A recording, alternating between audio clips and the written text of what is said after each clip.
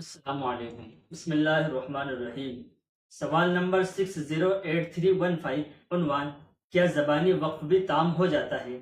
سوال: ہماری مسجد کی ایک زمین ہے جو تقریباً 100 سال سے مسجد کی ملک میں اور استعمال میں ہے۔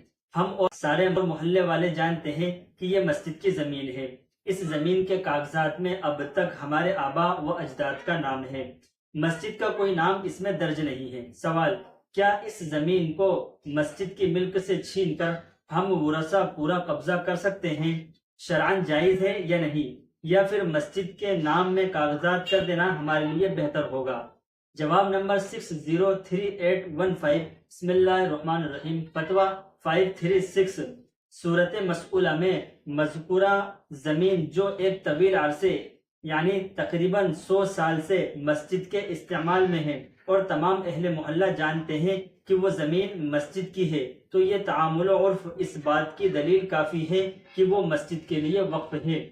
زبانی وقف بھی تام ہو جاتا ہے، کاغذی اعتبار سے اندراج لازم نہیں ہوتا۔ اس لیے مذکورہ زمین کو مسجد ہی کی سمجھنی چاہیے اور مسجد کے نام کاغذ بنوا دینا چاہیے۔ واللہ تعالی عالم۔ دارالفتاح دارالعلوم دیوبند۔ السلام علیکم۔